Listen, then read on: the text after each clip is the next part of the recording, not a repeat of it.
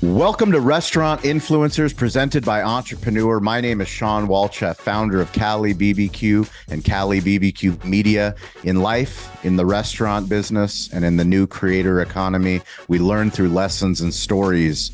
We are grateful to Toast, our primary technology partner at our barbecue restaurants, for believing in the power of storytelling, for giving us this platform with Entrepreneur to bring on guests like Brandon Landry, founder of Smalls Sliders. He is also the founder of Walk On Sports Bistreaux.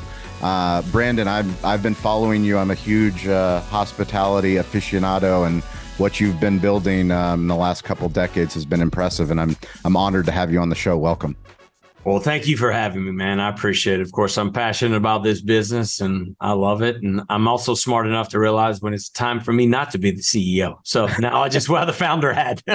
Well, the beautiful thing about this show is that we teach people, no matter where they are in their hospitality journey, how to go from one position to the other. And we do that through lessons and stories. So we're going to start with our favorite random question, which is, where in the world is your favorite stadium, stage, or venue? It's a great question. So first, I mean, look, I'm a basketball guy, right? So I was a basketball walk-on, and I got the opportunity to go to Cameron Indoor. What?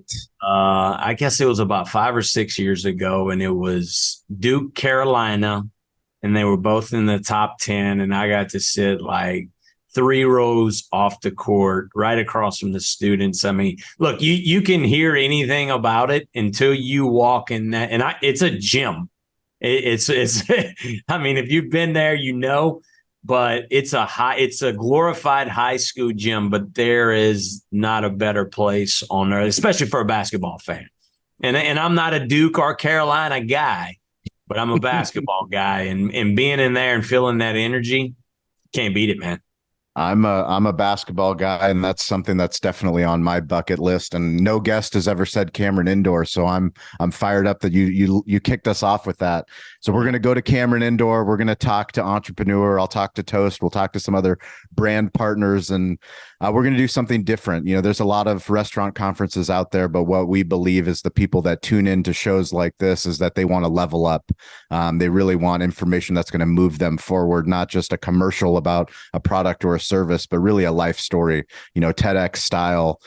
Who are people and how do they move their brands forward? But I'm going to put you on center court. I'm going to say, Brandon, tell us, when did you find out you had hospitality in your blood? Man, you know, it's interesting. Look, I grew up a sugarcane farmer's son in South Louisiana. So I didn't grow up in the hospitality business, but in South Louisiana, I mean, we talk about it all the time. You hear tailgating, you hear New Orleans, you hear good times. I mean, I think down here, it's more about just taking care of each other, right? Making sure everyone's having a good time. And so I grew up in a large family down here where it was just like, okay, what's the event going to be like? What's going to be the food? We're going to have music, you know, always making sure that the setting was right. And for me, that's really how I got in the space. Of course, I grew up a foodie, so to say. I mean, I love great cuisine. My grandmother's cooking and my mom's cooking, but then, you know, it's so much more that goes into this business, right? And of course, over the last 2 decades, I've learned that the good and the bad of it. But you know, it's truly hospitality, right? Being hospitable and making sure that you can take care of your guests, and it so happens to be around food and drink. And we're fortunate enough to be in this business and tell these stories, man.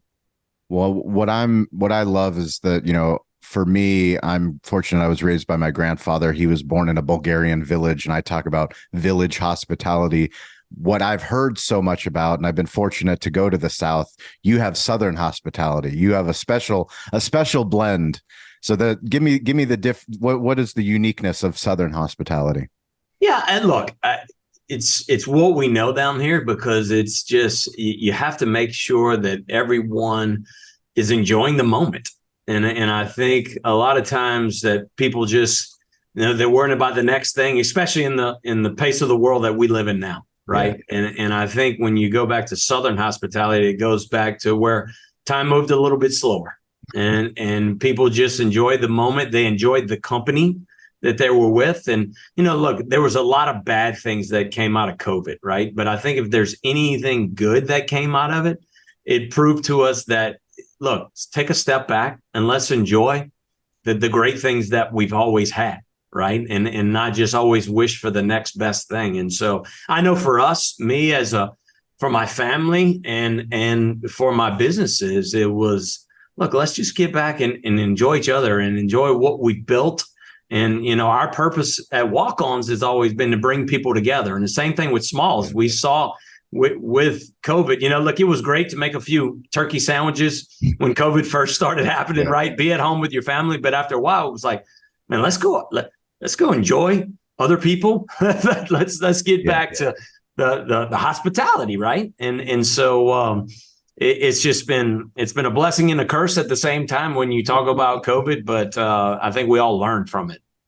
It was definitely a big reset. I'd love to go back to your origin of Walk-Ons and bring me back to the birth of the idea, the name, and that first day of opening up your first restaurant. Yeah, so like I mentioned, I was a walk-on the LSU basketball team in the late 90s, early 2000s. And what position? Point guard. I was a point guard. All right. Got cut from the team first, but that walk-on mentality, I went back out and I made it. And but I also realized pretty early on in my career that I wasn't going to play in the NBA. I played 7 minutes my senior year. If you know anything about basketball, that's not a whole hell of a lot. And so, but like I get asked the question all the time, would you do it again, man? And not just because of what we've created after basketball, but look, I don't think there's anything better in life than being a part of a team. Yeah. Being a part of a team is being a part of something bigger than yourself. And, really in my business today, that's the philosophy I've carried from my days of quote unquote playing, right? Look, I knew I wasn't going to play against Kentucky in Rupp Arena when we went up to play the number one team in the country. But I also knew that my contribution on the team that week, running scout team, was just as important to get our team ready to play Kentucky.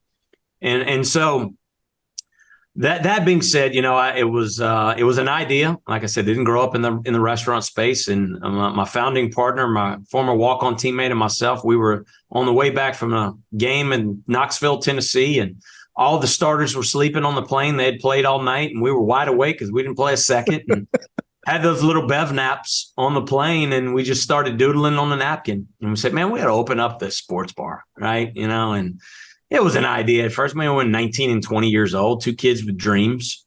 But then, look, we did it as a school project. We had to do a business plan, and we did it as a school project, and we got a C on the project. A C? Yeah, we got a C. Did you go back to the professor and say, look what we built? Actually, that professor asked me to go speak to the class for 15 years after. And come on. Yeah, there's 15 straight years until he retired. Dr. Robert Justice asked me to go back before he did the business plan project with his new class. I would go tell my story.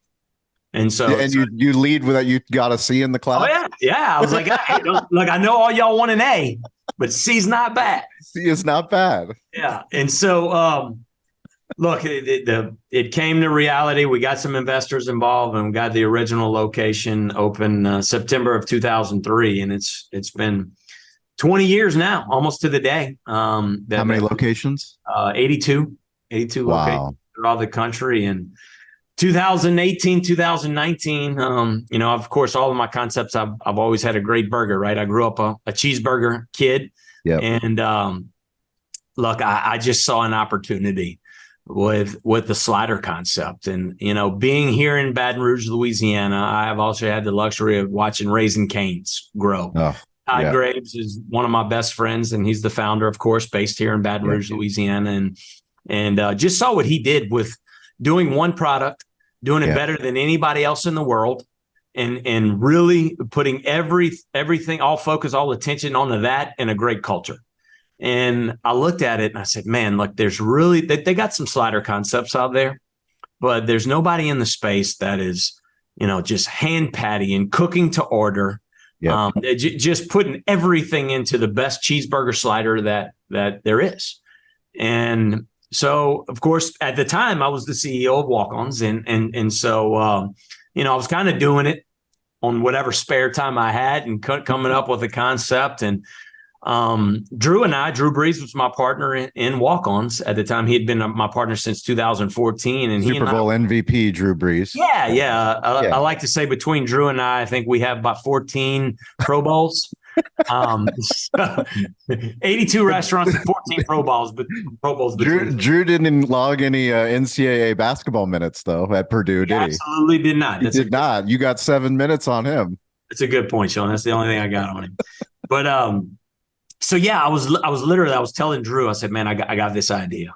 We were on a plane, we were flying somewhere, and he says, dude, I love it. I was like, yeah, but the best is yet. I said, it's cheeseburger sliders. We're going to cook them to order. It's going to be very small modular buildings that we're going to make to look like sea cans. And because I'm big on branding, I think you have to differentiate yourself, right? And you have that brand and you see it. And so I just wanted to say, man, we see this orange container up in the sky. You think the most craveable cheeseburger sliders that there is. And so it was created then. And here we are 5 short years, or not even 5 short years later. And we're growing like crazy. Well, the magical thing about the pivot that you've made from a full service concept to a quick service modular build out is in the capital required. Can you talk about the difference between building out a walk-on versus building out a Smalls Sliders? Yeah. Look, it's I probably should have gone the other way, right? Started with the smaller concept with a lot more simple menu. And instead, I opened up a 95. You don't take me as a conventional type of guy. Yeah. Look, I 23 years old, opened up a 9,500 square foot, 9,500 feet. Yeah, 100 menu items made from scratch. Yeah, what's smart? Ignorance is bliss, though, I guess you could say. But yeah, so I mean, looking at that and looking at it takes a special franchisee for walk-ons, right? Yeah. I mean, they're big builds, lots of moving parts, and capital intensive. Sure. And that was kind of my thinking with Smalls is let's go the other end, right? Let's make sure we got this menu that is so focused that is now it's got to be good, right? If you got one item, that's one thing I learned from Todd. If you're going to do one thing, it better be damn good. Yeah. And so it put a lot of attention in creating the best cheeseburger slider we could, but also understanding, look, let's minimize the square footage and the operations and how we can execute and how we can be more efficient. And honestly, this was before COVID. Now there's a lot of concepts out there that are not doing dining rooms. Yeah, but McDonald's is getting rid of their service, their Coke machines.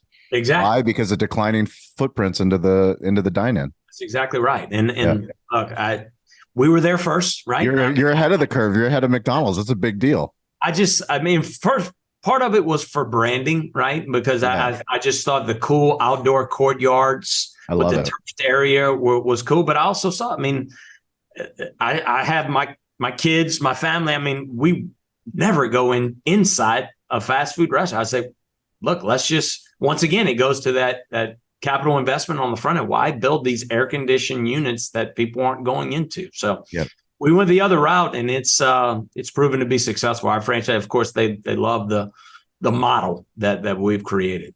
Give me an idea. It's less than 1,000 square feet. How many employees are working per location? Double drive-through lanes. Correct. We're right around 800 square feet, conditioned inside the box. It's modular buildings that come fully complete. It's the kitchen's built in there. So we're negotiated some modular building contractors out there that they're building them, putting them on trucks. Amazing. And it's pretty cool. I think a stat is like 27 minutes from sitting on the back of a truck to completely all put together. And you have a Smalls in about a half an hour from a blank canvas. Of course, they've done the subsurface work prior to, but just the actual boxes and our modular units is about a half an hour. And that's incredible. Are you required to have restrooms at those? Yes. That 800 square feet includes 2 restrooms? It does. That's amazing. Yeah. So we've got, once again, we've been working on how do we become really efficient with this build out. And the way That is amazing. What's the square footage of those restrooms? You're down to like no square footage for yeah, it's the single. We have one male, one female. Yeah. And it's just the single occupancy. Yeah, sure. So what is that? Like not even 10 by 10, probably not even, I would say less than 100 square feet for both of them. Maybe 150. It's still amazing. I mean, the amount of volume that you're doing through. I mean, you had one unit do over about 2.4 million. Sales? That's what's crazy about it, Sean. Are you trying to keep that a secret? Should I not be sure? No. Look, that's what people are loving about it. I mean, honestly, I told Drew in the beginning. I said, man, if we could do $1 million, $1.3 million out of these things, with the investment, it'll be good. Well, we're averaging about 2.5 now. In fact, one of our last ones, we opened up with $120,000 opening week. I mean, that of course that's opening week, but I think that's going to settle around a $3.5 to $4 million smalls, which is crazy. So now we're going back to the drawing. Of course, we don't want to build huge restaurants, right? I mean, I think there's something to our model, but we are looking at just productivity, efficient, storage. Sure. I mean, how we're getting that many French fries in a restaurant, even if it's meat, buns, and fries. I think we have 12 SKUs in the whole place. But when you're doing 100,000 plus a week, you need a lot of that. Oh yeah. And so it's understanding where we are, and then right now it's like if we have that much volume, I mean, we're creating a brand that people are loving. It's getting a cultish type of following. And so when we're opening these restaurants, there's lines blocking streets and holding up traffic to get a cheeseburger slider. But once you taste one, you'll know why, because they're pretty damn good. We have a brand new show called Toast Family Style. It is on YouTube. It is a travel show where we go and find the best operators on the Toast platform and share the secrets to their success on location. Check it out. Our first episode was with Novo Brazil out of Chula Vista, California. They have a brewery location there in consumer packaged goods. They've added additional revenue streams, but we also feature Toast's new app. Go to the App Store right now and download the app. It is the Toast Now app. It will give you the power of your restaurant's sales, your forecasts, your labor costs, allow you to turn on and off third-party delivery. It is mind-blowing how cool this app is. It has been the most requested thing of Toast. Leadership built it with so many of you that listen to this show, so many of the Toast customer advisory boards. I was there in lots of those meetings. It is one of the coolest things that I have seen rolled out. I can't wait for you, the listener, to download the app, give us your feedback, make your Toast app unboxing video. But check out Toast Family Style and also check out the Toast Now app today. Bring me into the branding and marketing behind opening. What have you learned from your 20 plus years that's helping you roll these out with such success? Yeah, I think you gotta create the buzz, right? I think it's understanding going into these communities. And when I say these communities, I mean you have to get involved with the communities. And so that's one thing we've always done at Walk-Ons, and we're definitely doubling down at Smalls is, what are you doing with the little leagues and the churches and the schools, and making sure that they know we're coming. But also there's hiring events they do. We may bring our trailer out and cook sliders prior to opening, so people can get a sneak peek at what the buzz is about. But I think the social media aspect as well. Creating and getting involved in that community, understanding the influencers in that market, and let them know that, hey, we're coming. We'll give you a sneak peek at it, and they'll in turn let our guests know. That's very exciting. Can you talk about investment and getting investors on? It's you have Drew, who's a great investor, a great friend. Obviously, you have proof of concept with him. But how do you get somebody who doesn't know who you are, doesn't know what you're doing, to buy into what you're doing? Yeah, so we opened up a few corporate units to start with, and then we said, okay, well, we go the franchise route, and so it was really Drew and myself at the time, and 10 Point Capital, who is our private equity partner with Walk-Ons. They invested in 2020. They were all into walk-ons, right? And not really worried about smalls. But as we opened the second one and the third one, they kind of started peeking over the fence a little bit. And of course, with 3 units, and you can about imagine no EBITDA, I mean, we're operating in the negative, and private equities don't invest in something that early. Correct. But Scott Presley, the principal of 10 Point, he called me one day. He's like, man, I got to talk about smalls. He goes, we never make an investment this early. But he goes, I haven't seen something this special in a while. And he goes, I'm not just saying this because it's you, Brandon. He goes, let's get involved early. Let's build the infrastructure. Let's get a plan to really grow that and make this grow it throughout the country, throughout the world. But let's start off from there. And I was like, you know what? Let's do it the right way. Let's start off. And so, of course, it helps with capital, but I think just their strategic partnership as well. Yeah. With the brands that they've been involved with Tropical Smoothie Cafe and Slim Chickens and you name it. I mean, they've been there, done that.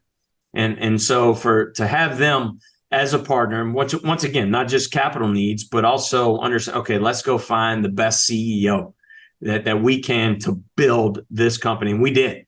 And we found, and we were able to get Maria Rivera. And she joined us not even a year ago. And I can't tell you, I mean, what I'm learning from her. And once again, I was smart enough to realize, get the hell out of the way, right? Yeah. And get somebody with a skill set like that can take this from, okay, Brandon, you created it, but to grow it, to scale it, to attract the right talent, the infrastructure. I mean, just everything that goes into building. Like I tell people all the time, the next time I build $1 billion brand, it'll be my first. So I don't act like you've been there, right? Let's surround ourselves with great people. And that's one thing I've prided myself on throughout the 2 decades, is not acting like I know everything. I feel like I'm good at building brands and understanding what our guests want. But when it comes to having great leadership and getting to the next level, and I'll step out of the way. I just want to be the best. And I think we got the best with Maria. Where did you learn how to ask for help and to step out of the way? I think it was, of course, I think I learned a lot from my family and just the way I was brought up with my mom and dad. But also, I think it's that walk-on mentality, being a part of a team. Like I said, look, there's, you hear that cliche all the time. You play for the name on the front, not on the back. And if you truly believe that and do that, and you can understand, okay, this is about Smalls, right? It's not about Brandon. It's about Smalls. Let's go do what's best for Smalls. Brandon's family, Drew's family, we're going to be fine because we're doing what's best for the team, right? And so I think it's just that team mindset that I've always had, and I just kind of pride myself on that and understanding that we're a lot better together than we are. Yeah, I could have taken this thing and not given any ownership up and kept this thing to myself. Yeah. But you know what, Sean? It might have taken me 30 years to get 10 of them open. Now we have over 100 in development, and there's investors, franchisees every day that's calling Maria and her team in Atlanta we want Smalls. Where are we going? How can we get in? I think one of the most powerful lessons for me, just hearing your story, is somebody that spent 2 decades building your original brand, and then you create another brand, and yet you quickly, how quickly did you hire your CEO? Maria? Within 3 years. Yeah. So it didn't take you 2 decades to walk away. No.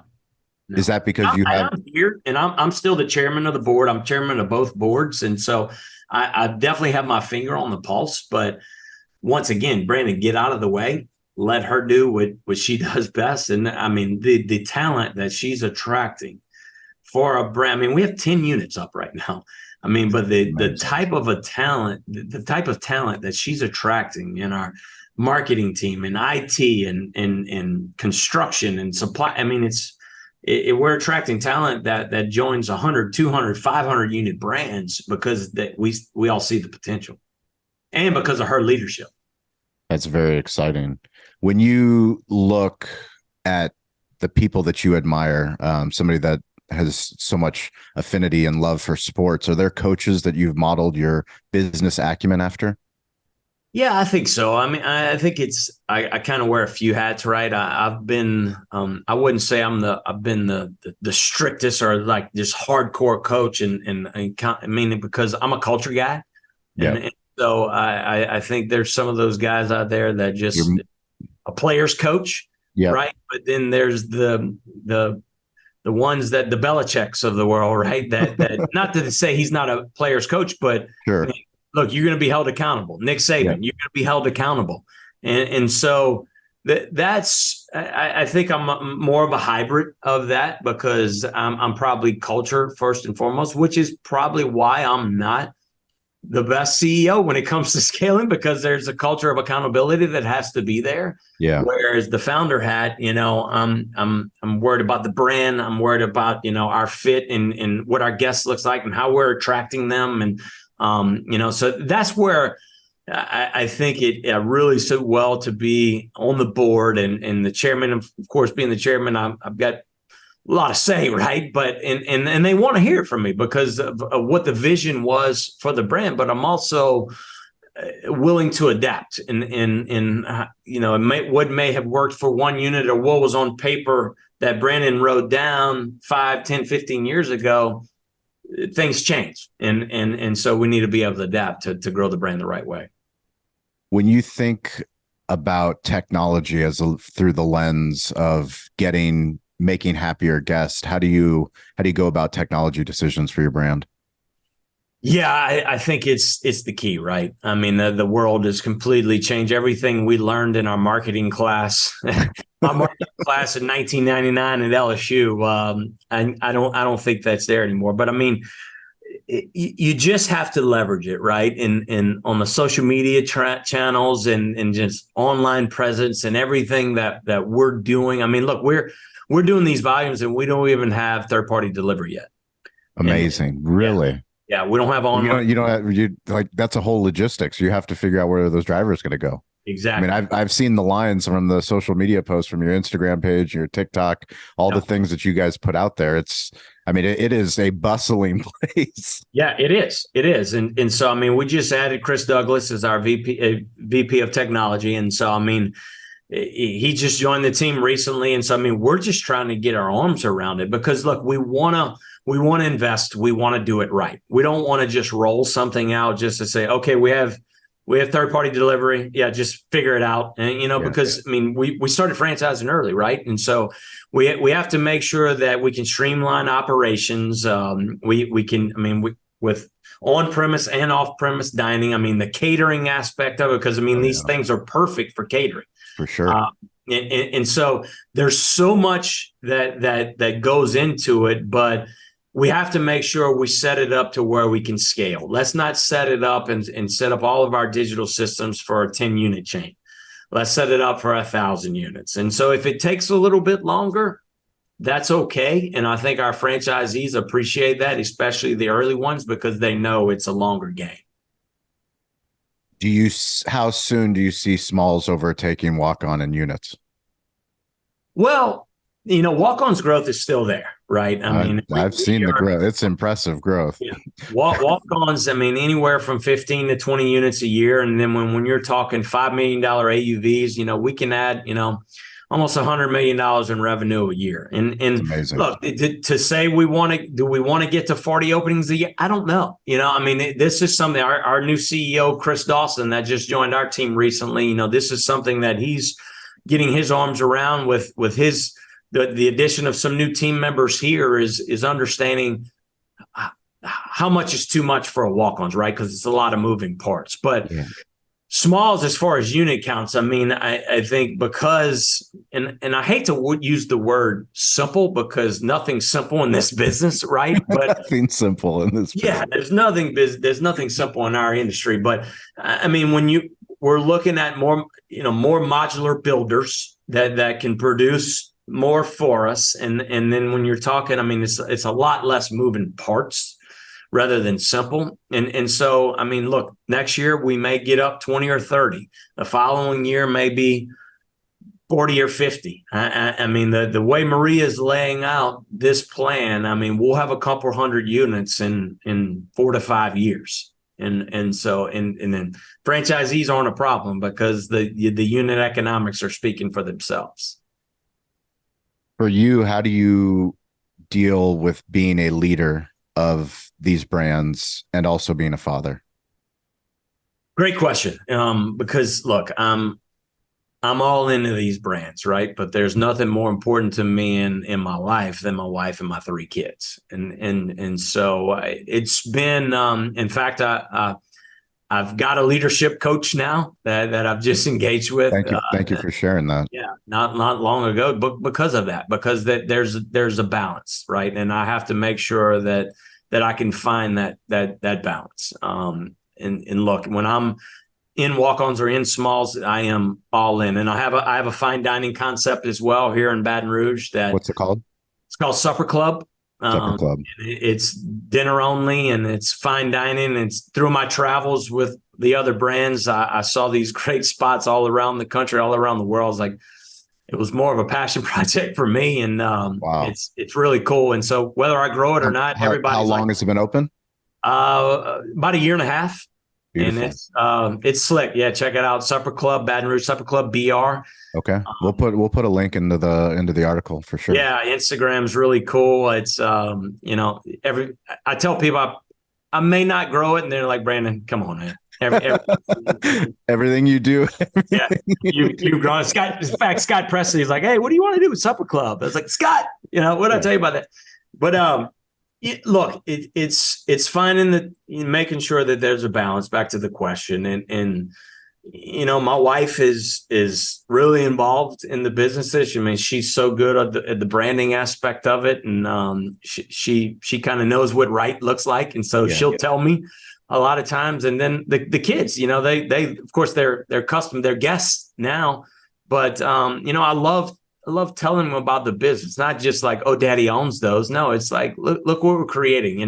We're creating great opportunities for people. There's thousands of teammates that we have throughout our system right now that we've changed lives and gave them better opportunity. Not that they could have gone somewhere else, but I can, we could have a whole podcast of the stories that I hear from teammates and, how they just joined our teams, walk on, small, supper club, whatever it may be, because of the vision of our brands, and we've done it the right way. And so family will always be first, and I've always, that's the way I was raised, and especially there's nothing more important to me right now than being the best husband and father I can be.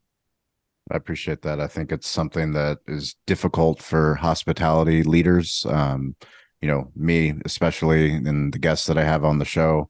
As men, and women, we're in hospitality. We give all of ourselves to our team, to our communities, to our villages, to the people that we support. And very often very frequently, we neglect ourselves and the people that are closest to us.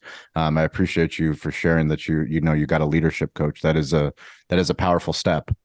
It is, man. And look, I've got some great people that I've surrounded myself with. And, one of the best comments I've ever heard is like, look, that meeting is important. There's no doubt, but you can never get that soccer game back. Yep. And not being present for my kids. And so that's important to me. And that's stuck with me. And look, we all get pulled in different directions, and all entrepreneurs out there, we know how it is, right? But at the end of the day, you can figure out a way, right? Like there's especially Zoom now. I mean, all the things that are sometimes a pain in the butt. We find a way, but you can't find a way to get that soccer game back or get that picnic back with them, or just a date night with your significant other. Yeah. I think a lot of times that law, and you work, and then all of a sudden you've missed so much. And so, look, it's a struggle. It's hard for all of us. And I'm not saying it's easy, but it's something that has to be important to you. When you look back on this interview here on Entrepreneur and you think of a memorable story from your time building restaurants, is there some story that sticks out, something that you can't believe that, this business allowed you to do something like that? Yeah, I think just the relationships. I mean, Drew being one of them. I mean, I sometimes, I mean, aside from the football player, I mean, if you're if you like good people, Yeah. you like Drew Brees. And I mean, yesterday we had an opening in Clarksville, Indiana for walk-ons with Derek Brooks. I mean, Cool. there's not many people on the planet that have a gold jacket, Yeah. a Hall of Famer. So, Right. I mean, just the opportunities that I've had and just meeting great leaders. I think, when we're able to go and showcase our brand, and I get to meet the guys and gals that have done this, and meeting Jimmy John and then just the great people that we have in our organization. Like, I wouldn't have the opportunity to spend time with or me to get to know a Maria Rivera. Yeah.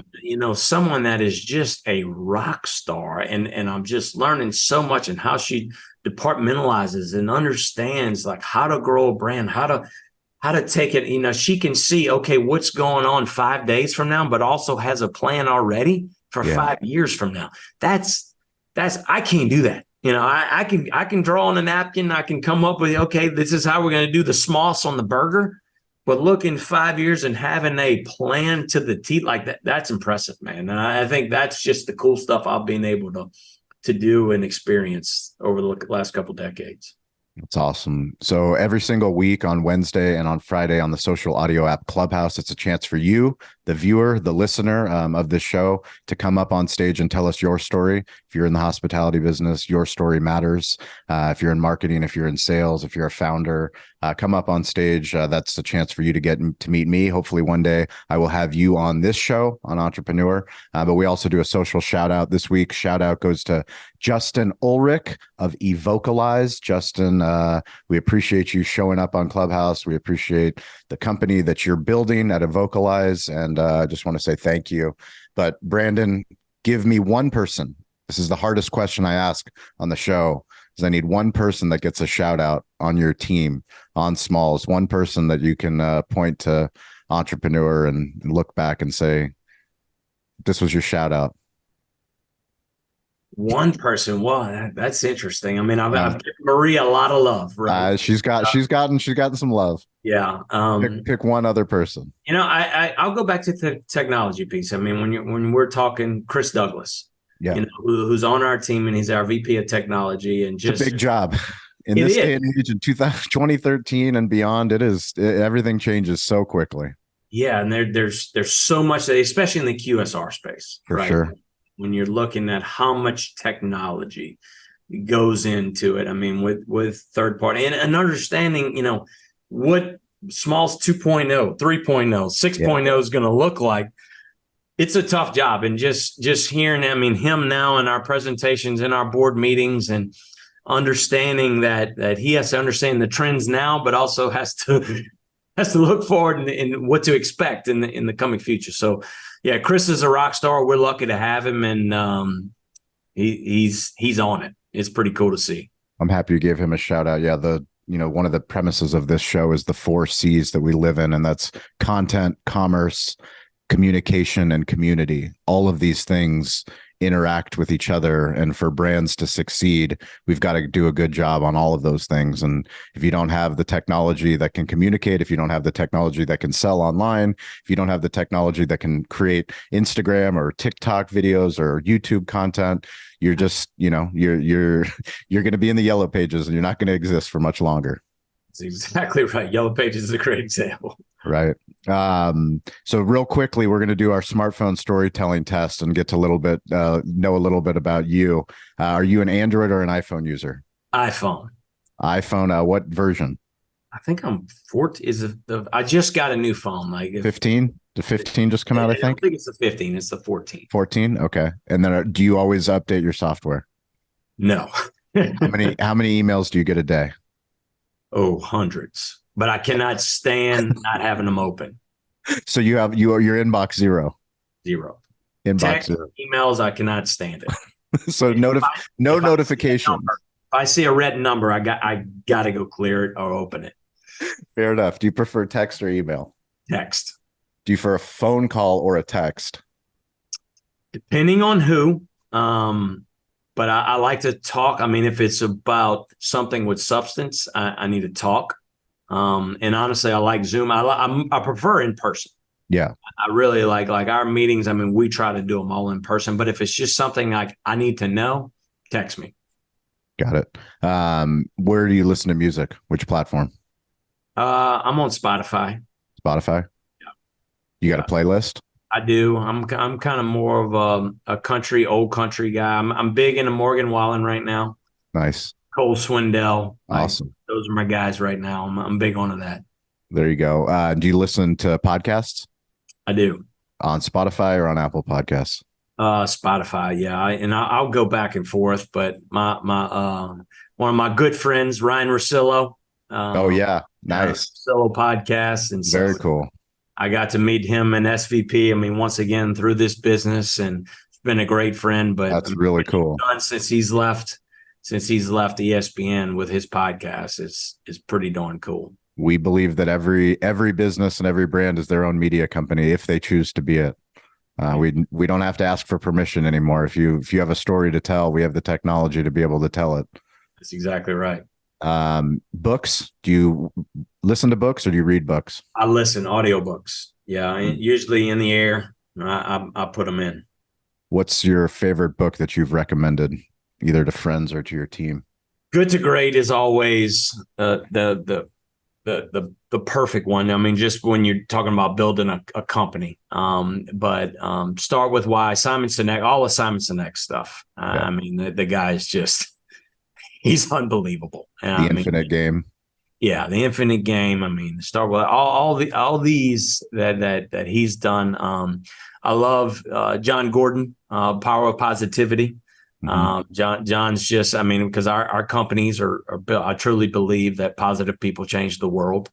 And you know, people ask me often, why have we been successful? I mean, yeah, we might have had some good ideas, but I was always pretty positive that we're going to make it work and we're going to figure it out. And even in times of COVID and things like that, like we had to stay positive. And so I'm big on him and understanding that and how you start off the day. Right. And so it's, those are my go-tos.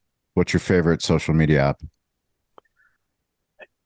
Instagram, probably. Yeah. I'm a big golfer.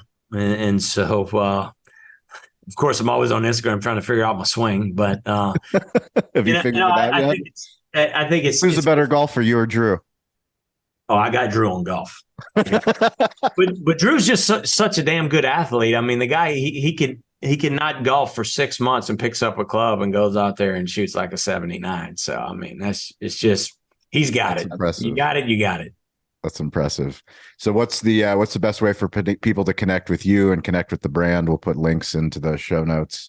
Yeah, absolutely. Either our of course, Small Slider website or our Walk-On's websites. And then I'm on Instagram and, I'm pretty simple to contact through email, Brandon@walkons.com, walk-ons.com. Any of our outlets. Of course, our teams are always checking them, and I'm pretty accessible. I love connecting with people, especially other entrepreneurs out there, man. There's one thing that I learned just through doing Bitman Paid Forward. Give people the time. There's nothing more valuable that we have is our time.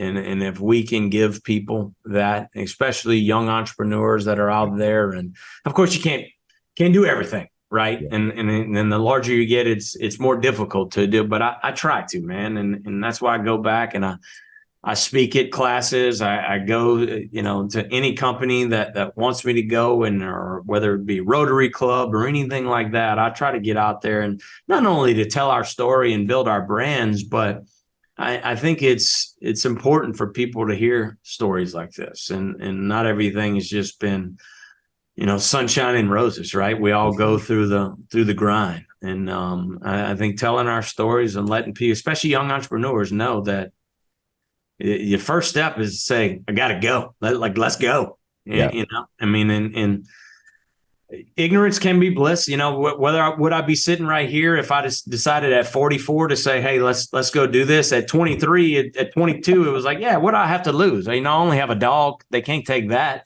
Yeah. You know, it's a little bit different now, but I mean, at some point you just got to let's go, man. Let's go. I love it. If you guys want to connect with me, it's at Sean P. Walchef, ShawnPWalchef. And Instagram's probably the easiest, but I'm available on all social platforms. I'm weirdly available to listen to you.